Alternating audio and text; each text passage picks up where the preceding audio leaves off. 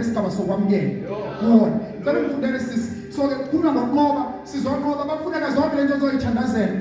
I'm relieved kakhulu bekade ngithi nami ngisazoba nomthandazo nje as an individual wokukhulekela iphasika ngenxa ukuthi angisothi sengakholwa senganele ngalo wenziwe kuleli okwamsela ukuthi ngihambe ngiyoshumayela lapha ngiyoshumayela khona. Amen. Ngicela sifundele sisi verse 9. Uma sehlelwa ngokubi inkemba nokwahlulelwa nesifo nendlala siyakuma phambi kwalendlu naphambi kwakho ngokuba igama lakho likulendlu sikhale kuwe kuhluphekeni kwethu uyakuzwa usisindise. 14. Kwase kufika umoya kaJehova phezu kukaJahaziyeli kaZakhariya kaBenaya kaJehiyeli kaMathaniya umlevi emadodaneni kaAsafa phambi kwebandla wathi yizwani nonke bakwaJuda nabakhile eJerusalema nawe Nkosi Jehoshafati usho kanje kini uJehova uthi ningesabi ningaphela amandla ngenxa yalesi sixuku esikhulu ngokuba impi ayisiye yenu ngekaNkulunkulu. Impa yona yethu kaNkulunkulu. That's why bazona kufanele sishawe istress sishawe nawo depression ngempi engeyona yethu.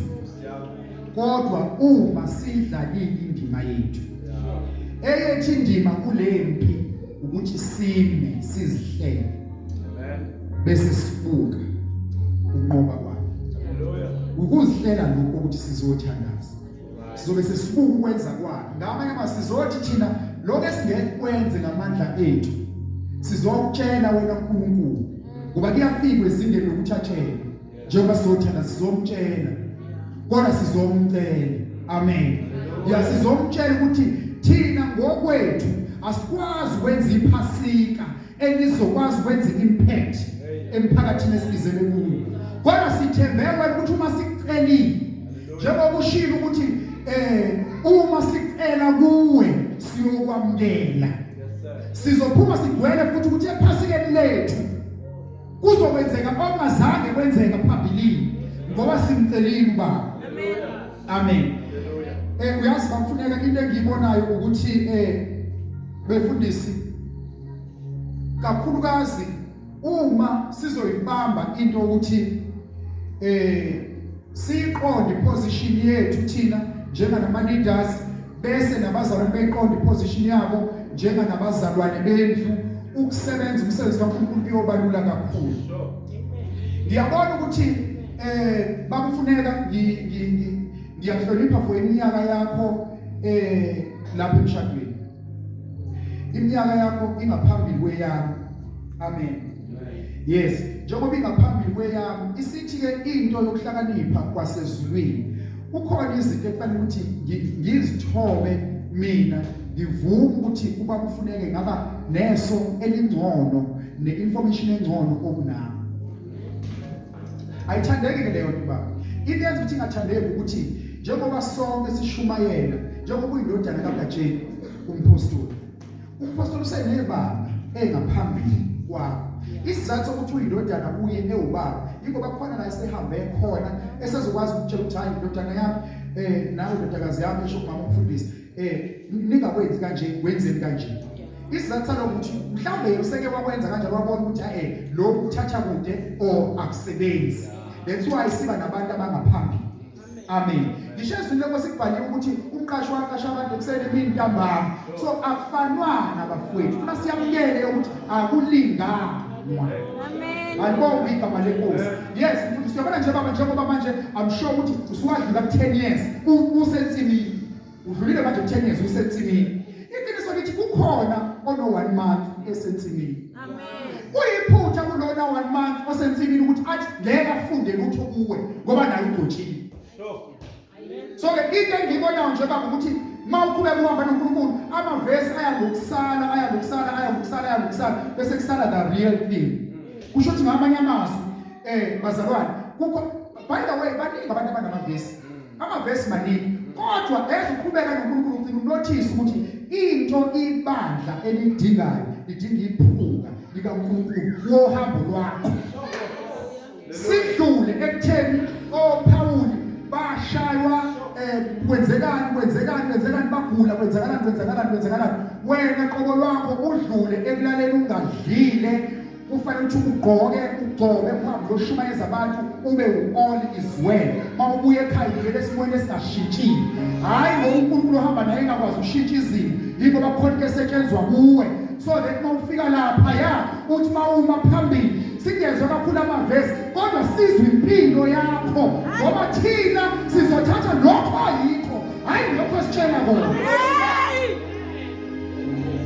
so zonke lezi zinto zenzeka automatic zenzeka ekuhambeni nenkosi ufikelele esigabeni sokuthi mawusuma phambili awudlali impress but konke okwenzayo wenzela ukusiza umuntu olapha ngiyangibona umfundisi ngempela amanye amaphutha esiwenzile ngabona no uthola ukuthi mhlawumbe njengoba bakwazi namshumayela emakhaya empendle uthola le emakhaya empendle bazalwane bakhona abantu abadala mhlawumbe abangakwazanga mhlawumbe ukufikelela ekutheni basiqonde kahle isingisi uthola ukuthi uzoshumela ngesingisi kuze kuyophela then usuyabona lapho yes izoimpressa leyo few kodwa egcineni kosuku umsebenzi sokuyenza so yesebe uyabona ukuthi ukukhula kuyaphika ukuthi impressa kodwa ukuthi sebenza amen so ukuthi sebenza bazalwane so sesiyadlula ekutheni kushaya izandla zingakho noma zingeke zibe khona njengoba ngibona ukuthi azibanga khona ungizamile kakhulu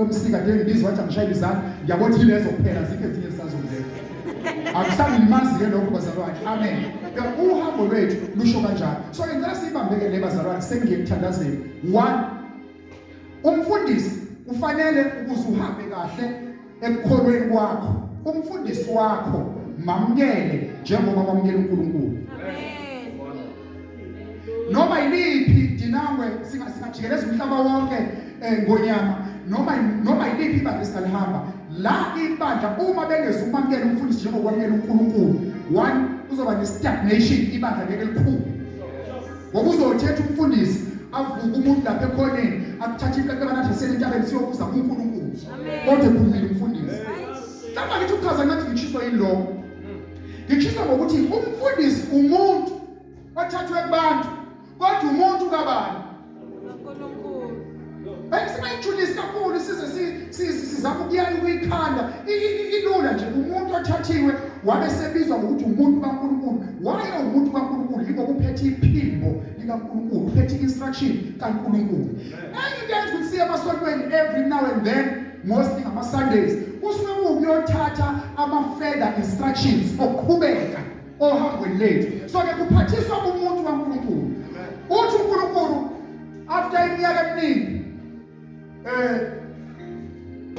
ngizwile ngibonile manje ngehlile bese hamba khulume nomuntu umuntu lo onama challenges njengoba nanoma imuphi umfundisi ukhona la nama shortcomings khona akakakhona ophelele ngoba ngisho ezulwini akatholakalanga opheleleyo ngoba kwabuza ukuthi ubani oyokwehla lithi iBhayibheli loJohane uthi uJohane ezishoro yena qobo lwakhe vuma uthi nangabheka phansi ngakhala Johana kufuneka ukhalayo nje manje kufuneka uzovula incwadi wabe seduduzwa ukuthi hayi ungakusakhathazeka sebenjani uJesu usevolunteer ukuthi awenze umsebenzi so ke bazalwane sifanele ukufikelela ke esigabeni sokuthi ke thina njengani akeke isikwane ngoba sila emzini waseFeven Prayer Set bonke obaba noma kuthiwa umdala umfundisi ngokwe age noma ngabe kuthiwa umama noma usisi noma ubani noma ngabe kuthiwa mhlambe ngoba umsebenzi osebenzayo uabove ubaba emsokwane nkoni mhlambe nabo kuhlakanipha njengoba phela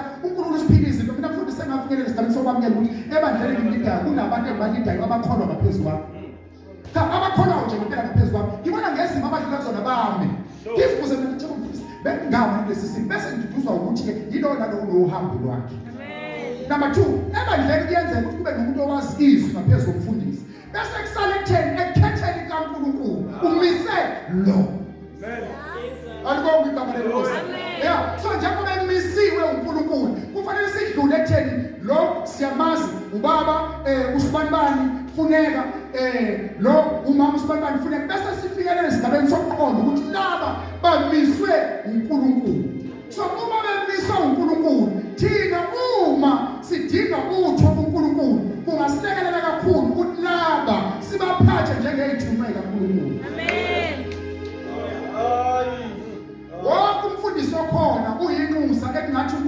ukhulumisana ngaye ebantwini.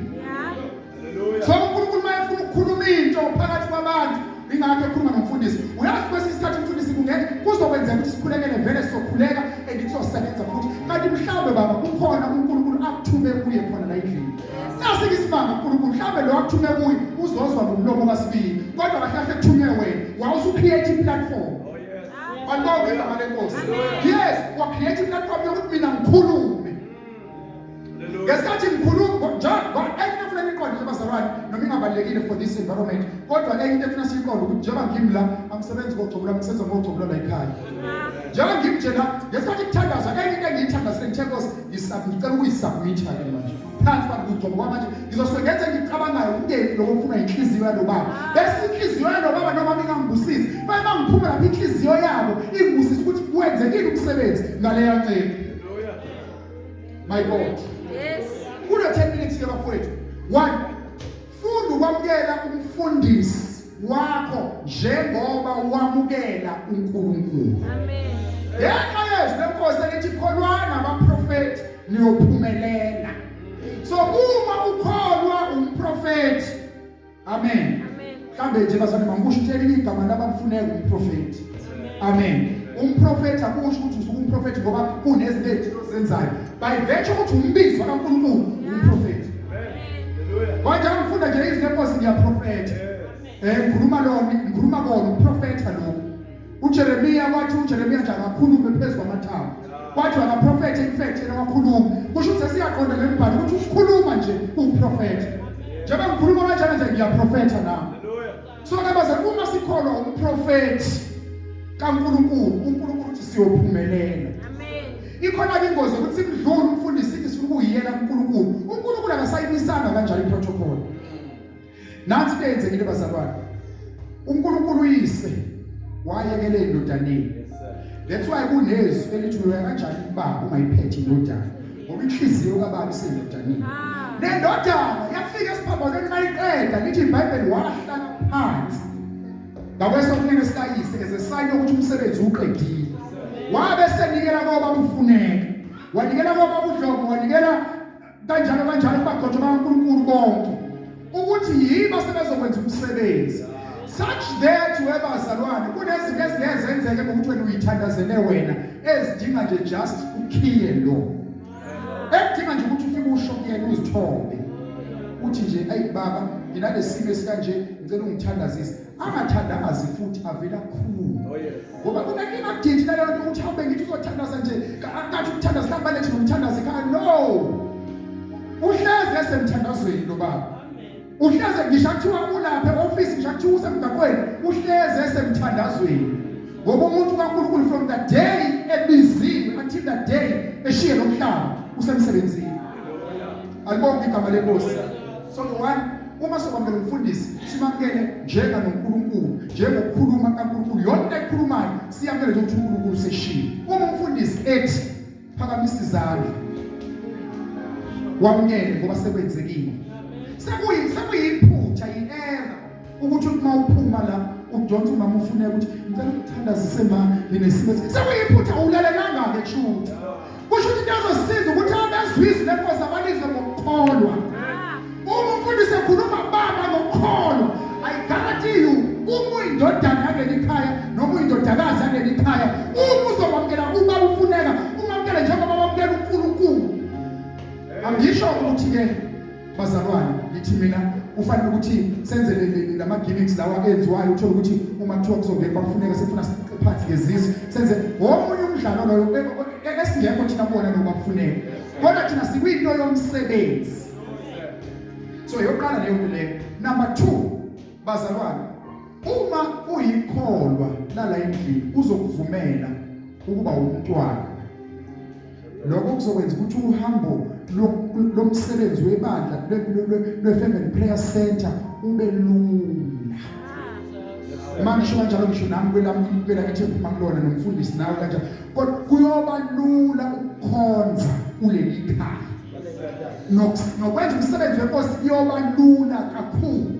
Ngoba lokho uzoqeda nokuthi ube nezingboyazana zokuthi ubaba mekhiphe izwi liqale licutshungulwe.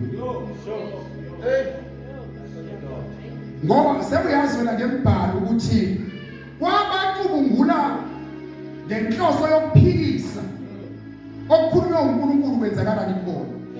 I'm not yet ukuthi ngizokhuluma mhlawumbe amazwana azosabisa abantu mhlawumbe noma ngathane siqalekisana nani angikwenzi nje nhlobo bazalwane lokho ngoba sengiyabazi ubungozi baleyo nto.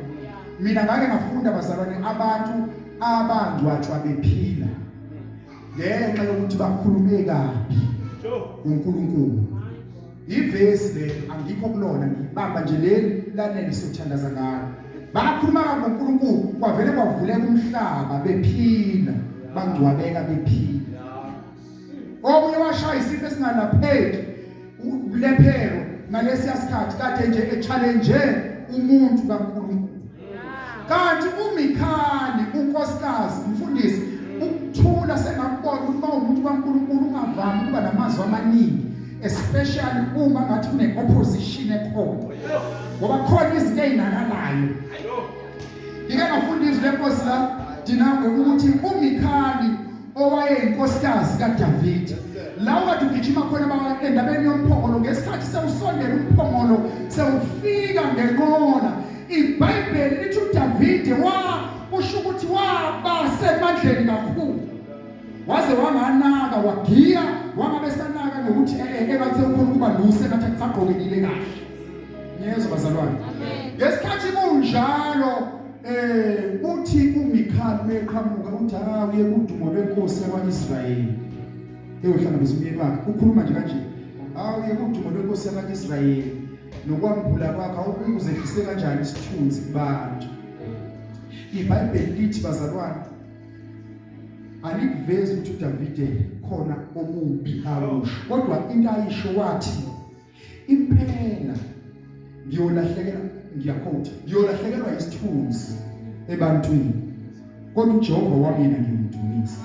Number 2 kulaba wena cabanga ukuba nonkosikazi wakhe kulaba wena othi ngibe yihlazo kubo ngiyodunyiswa yibo.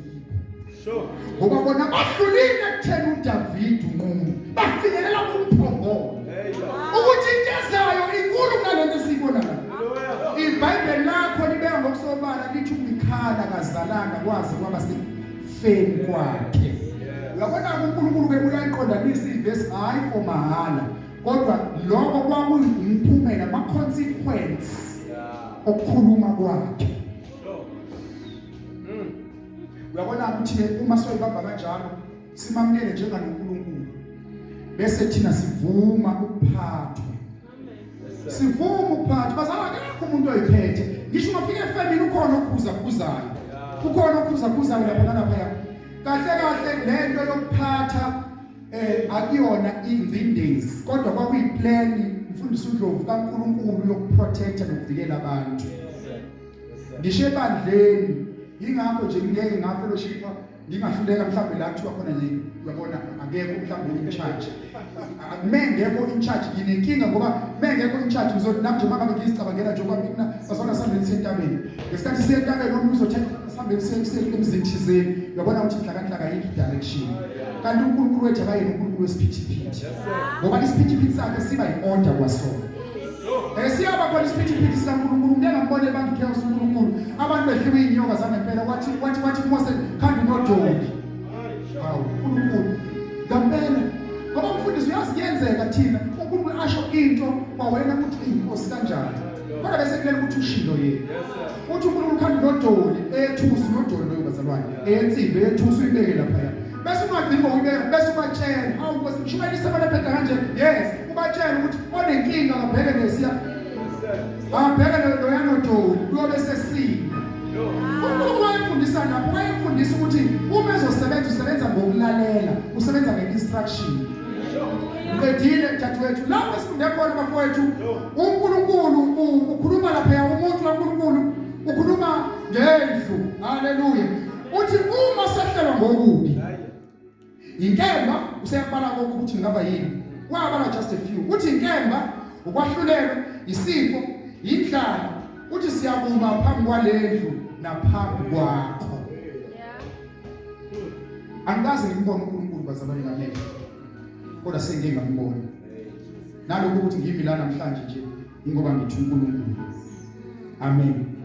Ngimbonile uNkulunkulu kodwa angikaze ngambona ngamehlo enyama. Yingakho kufanele ukuthi uma ngamkela ongiphetheyo ngimamkele njengoNkulunkulu.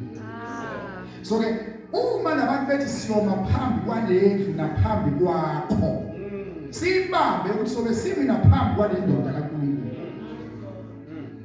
Angifuni ukuthi siya ku context ya Bible, ngifuna manje lo bese siyadedela. Ukuthi bazalwane, thina basikhuluma ngoNkulunkulu asimhlukanisi noba kufuneka. Bona bakanje uNkulunkulu noba kufuneka bakanje exactly. Yini laba? Basiza abana babe ne-challenge ngoMose ukuthi ngempela uMose ufuna bamamukele njengoNkulunkulu. Kodwa ekugcineni bagcina sebethi sicela ukuthi wena usikhulumele noNkulunkulu wakho. Asingafundi-ke thina the hard way. Nokuthi bazalwane imibhalo ibhalela ukuthi thina sifunde kwabangaphambili singabe sisawenza ama-errors namaphutha abawenzile. Madodakazi ngiyanceka ngobele benkosi namadodana ala ekhaya. Uma nje ukwenza i-fervent prayer center, dlula ekutheni ubaba umkhanyisi funeka umfundisi. Bese ufinyelela ekuthenini wamukela uNkulunkulu uqobo. Uyivume into yokutshelwa. Noma ngabe kuthiwa uyazi ukuthi ekuhlabeleleni unikiwe into yokuhlabelela. Uma kuthiwa asharisha namhlanje nosukuthi ngobani. Enze lokho. uNkulunkulu wazi ukuthi mhlawumbe mawumi lapha uzokukhona uzokumayengena nje ebambe esakhe isandla.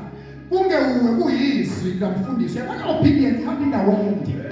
Umfundisi uthambela lapha yena ingoba usabonile uyazi ukuthi wayethi lapha. Ungayithathi offense ngomuntu kaNkulunkulu. So ke siyoba lapha ngoba igama lakho likuleli sikhale kuwe kuhluphekweni kwethu uyabuzwa usindisi. Susa umfundisi kule equation ususa igama lika Jehova elikuleli. So ke siyadlula bazalwane kokunye sifinyelele ekutheni kunompriest omisiwe wakule ndawo. Amen. Buka ngesikhathi ke be around umuntu kaNkulunkulu wabe sekwehla umoya kabani wehla kaNkulunkulu. Ngesikhathi kwehla umoya kaNkulunkulu wangehla uNkulunkulu wasibani iphimbo ethi uNkulunkulu lalelani bantu bami ekhuluma nje ngoNkulunkulu ngazi ukuthi kanjani. Kodwa into eyenzeka kwakhuluma umuntu nje ngevoice yomuntu. Kodwa isimanga ukuthi kwehla umoya kaNkulunkulu. Lo moya kaNkulunkulu engiyithandile mphathi wonke nawufunde kwami ngithandile ukuthi wafundile lamagama kuthiwa ukaJahaziyeli kaZakhariya kaBheneya uyabona kubalwa obaba bakhe kuyaveza ukuthi umuntu ozelwe njengawe. Wehla umoya kaNkulunkulu wehlela kuye. I-obedience wawungewehla umoya kaNkulunkulu bakuthiwa wayengekho kwi-vicinity laba behlangene khona. Wehla ngoba wayephakathi kwabantu uNkulunkulu efuna ukusiza abantu ababe lapho. So much uzohlala ekhaya bese uthi wena izinto zokwenzeka usekhaya uzothandaza usekhaya. Ma uba bebiza umhlangano sibe khona emhlanganweni sizothandaza sonke. Izwa umoya kaNkulunkulu uthini? Uthi izwani mina nonke bakwaJuda. Buka lo moya wehlela kumuntu oyedwa kodwa wangewona wakho kwabantu bonke bakwaJuda. Izwani Juda nonke. Nabakhileyo eJerusalem, iJuda neJerusalem. Nawe Nkosi Jehoshaphat, baba uphethe ngisho message yamakhosi. Ngisho ikhuluza la kule ndawo enodeba. Uphethe ngisho ikhuluza, uphethe ngisho izwi lazo. Haleluya. Alibonge igama leNkosi. Yes, usho kanje uJehova uthi ningesabi, ningaphela amandla ngenxa lesixuku esikhulu. Ngokubimbi ayisiyewe ngikaNkulunkulu. Haleluya. Into esenza sinqotshwe uvalo. Amkhonza uNkulunkulu ngovalo. Ungathuswa ukuthi ibrayiphe iphelile efrijini. Ayekho umuntu wakho ngothi akawudlanga lamthuthi ofrizisiwe. Washa uvalo.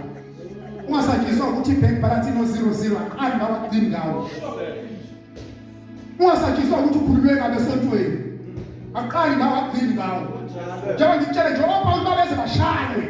Basisale benebe engathi bafile.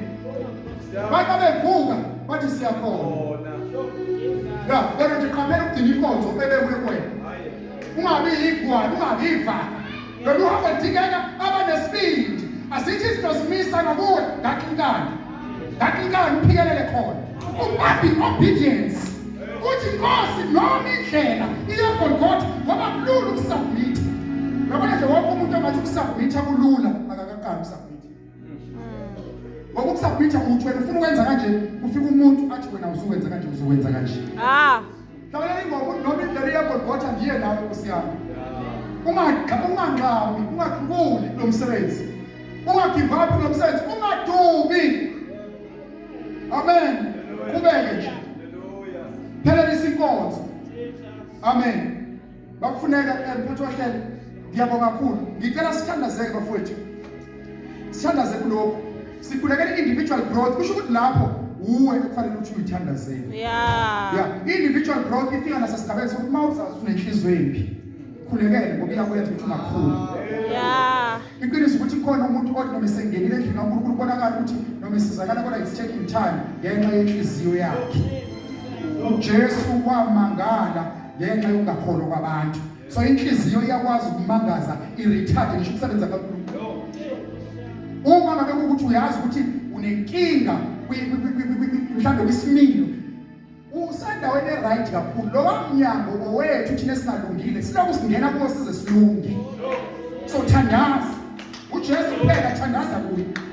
Angani uma unenkinga ngake ngaphuza abanye le nginemvuselelo le ngasependle ngene insizwe ekade ithe thinta iyiza nje ngishumayela yenza nje senda ngasanda uqala ngabamvimba makasha singabathi okay babothi uyandithatha ngiyekeni ngihlaliseni phansi. Wamkela uJesu from that day until today imini uyakhona. So lo yanyango owethu thina simthanda. Akambeka kahle noNkulunkulu uma uzazi ukuthi ustrong. Vele lapho sokuyikhohlisa. Awuthanda bakho nawe. Amen. Nalo ukhuluma ebhobweni unabo bakhe. Ngithanda ngoNkulunkulu kodwa ukuthi uyasemboza. Akufihli ukuthaka bethu. Ake ngivezele ukuthi usifihle kanjani. Njengoba sila ngeke ukwazi ukuthi lo uhambe engadlile ekhaya. Ukwazi ukuthi lo uhambe edla uphuthu waphuza amanzi. Mhlawumbe ngeke ukwazi ukuthi lo omunye akaphuzanga akadlanga kwaphuthu ngoba lokho kodwa uzile la uNkulunkulu umfihlile.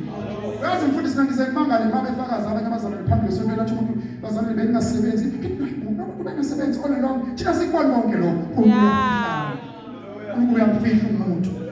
Amen. So labafowethu sothandaza. Enye into ukuthi okukhona into lapho ukuthi mhlawumbe mina ngikaze ngiwezwa amandla kaNkulunkulu engimngathi. Ngoba iqiniso ukuthi bazalwane khona ibanga ongalihamba. Kodwa khona la ungeke wakwazi ukufinyelela khona uma encounter ungakahlangani nezwi nje likwengeke. Thandaza sendaweni right. So individual growth leyo bazalwane ukukhula nje kwakho wena wedwa. Thandazele inhliziyo yokushesha ukuthene. Shesha ukuthene kuyawona kuyawuchitha umsebenzi wenkosi. Ungabe unjalo. iBhayibheli lithi ulaka lihlale ezifubeni zezula. Thandazele lokho. Number 2 sikhulekela isoul winning bazalwane. Sikhulekela isandla sikaNkulunkulu ukuthi sifinyelele kubantu. Kodwa funa siqaphele enye into bafowethu ukuthi sisakhulekela lokuthi uNkulunkulu afinyelele kubantu. Kubi kuma abantu bengamamukeli uJesu ngenxa yethu. Check impilo yakho ukuthi uphila kanjani phakathi kwabantu. By the way ngikuyibambe njalo ukuthi ngithi akekho perfect. Kodwa ikhona into bazalwane yokuba budlapha sesikhona. Ikhona into yokuba budlapha sesikhona. Ngoba wokunye bazalwane ukuthi njengoba ngila mina njengalomfundisi uSibiya ngikhulekela ukuthi uNkulunkulu akathinta amantombazana angakhona. Kodwa uma ngiphuma la angiye ekhaya ngine point lentombazane engakhona. So sibe careful nje bazalwane lenkosi lithi uqale kusiwa uphatha budlapha umsebenzi wenkosi. Asithi sithandaza la kodwa nathi okunye nje kuyidecision ukwenza nje unqomo ukuthi nempilo yakho ayimveze. Ayimveze uJesu. Ngoba ukhona into engakafunda iBhayibheli kodwa uthi lo yaphuthu la uyakhona lo yasisi la uyakhona. Bazalwane siqaphele lezi zinto lezi ezikanjani. Ngiyacela singama ngenyawo futhi sothandaza egameni lenkosi uJesu Kristu. Wena Baba uNkulunkulu ophezulu wenkosi. Futhi ulidwala laba abakholwa kuwe. Nakalokho Nkosi yami siza kuwe njengebandla. Baba wethu ongcwele njengokuyaleza kwakho kwinceku yakho umfundisi ufuneka ukuthi sizoma phambi kwaleli ngoba igama lakho likuyo. Baba wethu ongcwele wena uyozwa usezulwini lakho. Thank you Jesus. Bese Nkosi yami uhlangabeza isidingo sethu. Isidingo sethu Nkosi siyakhulekela ukukhula ekukwazini uNkulunkulu wethu ongcwele athi umpostoli Pawuli kakhulu bafikelele eqinisweni nasekwazini konke. Sikhulekela njalo Nkosi ukudlula esifundisweni sokucathula. Moya kaNkulunkulu oyingcwele sifikelele ekwazini naseqondeni. uNkulunkulu wethu oyingcwele sisize ebuthakathakeni bethu. uNkulunkulu wethu namandla wonke esinabo ngokwehlukana kwethu. Ukuze Nkosi yami individually sikhule uNkulunkulu wethu oyingcwele sikhuliswe umusa. Sikhule Nkosi yami ekwazini iqiniso. Sikhule Nkosi ekwazini intando yakho. Moya oyingcwele siyakhuleka. Baba siyakhulekela Nkosi yami ukuthintwa kwezoni. uNkulunkulu wethu oyingcwele siphe uNkulunkulu wethu namandla wonke umoya we-intercession. Baba ukuba sikhulekele Nkosi izoni njengalokho inhliziyo yakho Nkosi yami ikulabo abonayo. uNkulunkulu wethu ongcwele wena uyamlandela umoni Nkosi yami ungamyeki ungaphumuli aze afinyelele kuwe Nkosi. Siyakhulekela uNkulunkulu wethu oyingcwele i-growth. We come against the spirit of stagnation. Umoya wokungakhuli egameni likaJesu Kristu waseNazaretha simelele nawo siyawugqitha ngegama likaJesu waseNazaretha. Take over moya oyingcwele, qhubeka Nkosi yamakhosi usebenze uNkulunkulu wethu namandla wonke. Baba even kule endlu kuleli altar esibi kulo, especially because we pray for growth and exponential growth. Moya oyingcwele kubonakala ongakaze kwabonakala ngenxa yokuthi Nkosi yami sibi kule ndawo. uNkulunkulu wethu namandla ukucela umusa kuwe. Qala kule ndawo Nkosi umangalise njengoNkulunkulu wemangaliso. Siyabonga Nkosi kunikeza udumo. Thatha ilungelo njengoNkulunkulu egameni likaJesu Kristu waseNazaretha.